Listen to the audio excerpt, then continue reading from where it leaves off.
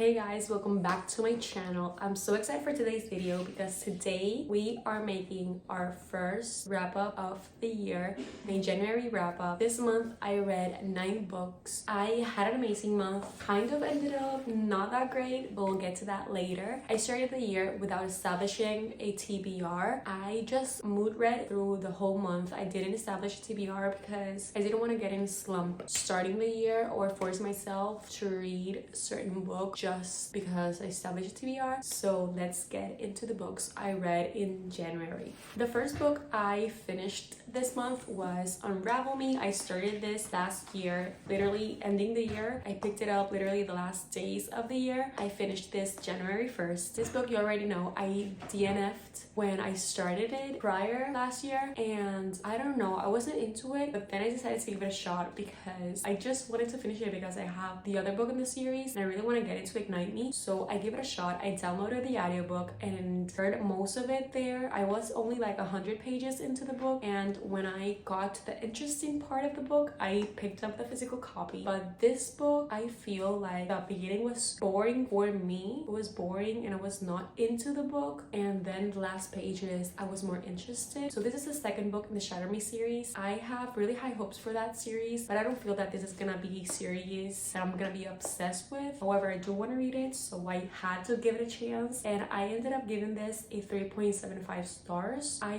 don't think that it deserves less than that, but it was not a bad book. I just feel like I wasn't in the right headspace and it wasn't that interesting. I feel like it's kind of building up what I'm gonna go and get in Ignite Me. I don't know, but yeah, 3.75 stars. Finally done with it. But yeah, Unravel Me is read.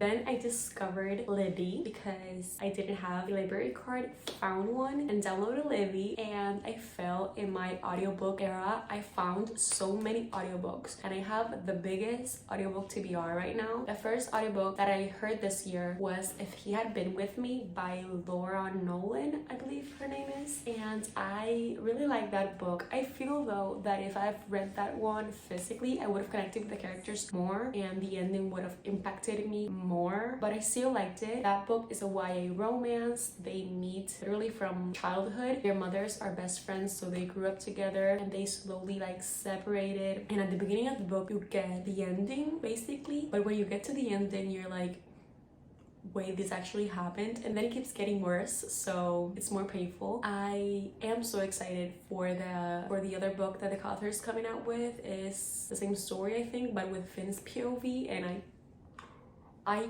can't wait for that book. I gave this one 4 stars. Really recommended. Really liked it. I was literally hooked with my headphones. Literally, I have a clip that my boyfriend took.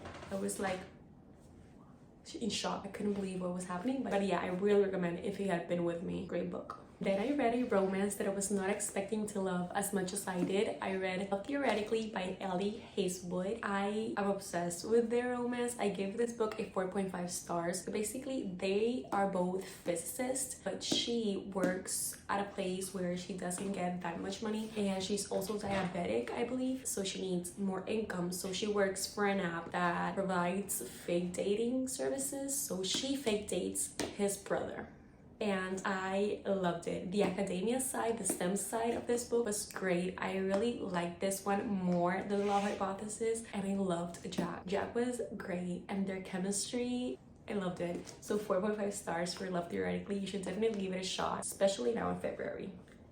Yes. Back in my audiobook era, I decided to start listening to thrillers because I believe that audiobooks and thrillers are perfect together because you don't have to connect that much with the characters. You just have to connect with the story and literally follow the story. So I picked up a Freida McFadden book. You know I love her. She's one of my favorite thriller authors, and I picked Locked Door. That was not my favorite by her. I still think that Never Lie is her best book ever, and I started that book and I was literally scared. I was listening to that book scared, like the thrilling thingy, it got to me and I was scared. I actually one night had a nightmare literally about the book, but the book happening to me. Anyway, I liked the book. Like, the story I liked, it's basically about this girl and her father was a serial killer and he was put in prison, but then at present time, as he goes to past in the present time, the way he killed his victims was in the like the victim type is like repeating now in the present, but he's still in prison. So she's like, what is happening? And they're putting it on her, and really crazy story. But the ending I did not love. The plot twist, not my favorite. I would have preferred any other plot twist except that one. So I decided to give that book a 3.75 because the story per se I really enjoyed. I just didn't enjoy the ending. So yeah, you may like it. I still recommend that book, but not my favorite Frida book. Then I was still in a thriller kick, so I picked The Last Word by Taylor Adams. I actually vlogged that book and I gave that a 4.5 stars. That thriller gave me all I needed in a thriller. That thriller is about this woman. She reads a book, a horror book, and didn't like it at all. She hated it and gives it a 1-star review, and she gets stalked by the author. And the book is like really action-packed. Like all the time something's happening and you're like, oh my god, what could happen? She could literally die right now. Like, what could happen? And I really liked the plot twist. Amazing. The thrilling part, like I was scared. Amazing. Really fast-paced. That book is great. You should definitely give it a shot. It's not Kindle Unlimited, but it is worth it. Really good, really entertaining. You're gonna be on your toes. You're gonna be in the edge of your seat the whole time, trust me. So 4.5 stars for The Last Word. Then I decided to pick up a romance and I picked The Graham Effect. That book is about Garrett Graham and Hannah's daughter. She is also a hockey player. Love interest is also a hockey player, and he needs her to put in a good word with Garrett, like say positive things about him because he wants to be in something that Garrett has something to do with. That I never understood, and she needs help with her technique in hockey. She's gonna help him and he is gonna help her. That's basically it. It was long, almost 500 pages. The ending,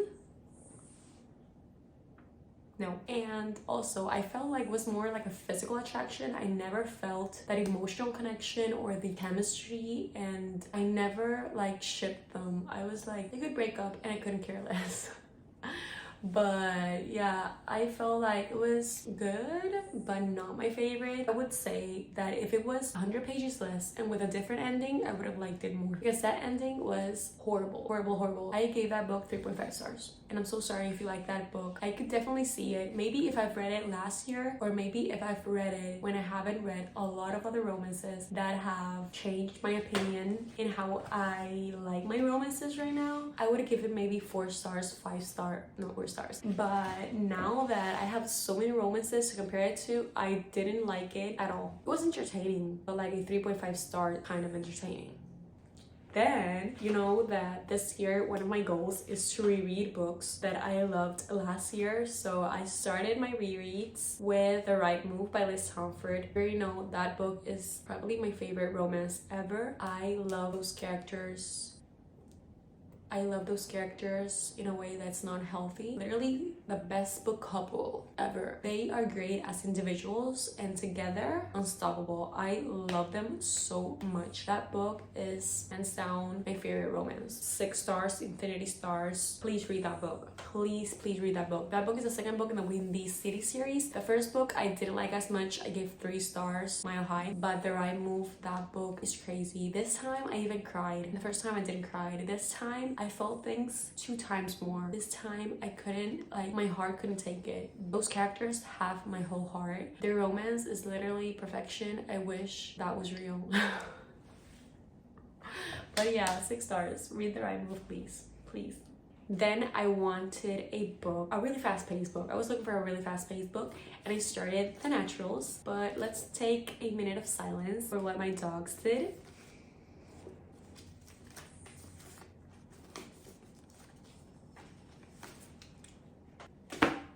Anyway, I picked up The Naturals. I really enjoyed it. The writing style of Jennifer Lynn Barnes, I love it. It's so fast-paced and so interesting, and you're literally flying through the book. This book is about the FBI who recruits teenagers who have special abilities. So they are profilers, they can read emotions, they can detect lies, they are good with statistics. Every kid has a different ability, and their role is to help the FBI with both cases of homicides that they couldn't solve prior. And something happens here that the kids are gonna be more involved, especially the main character. And I'm so excited to keep reading this series. The other book, I need to order it. I don't have it yet. But yeah, I give this 4 stars. Definitely give it a shot. I think I'm gonna enjoy this one way more than the Inheritance Games.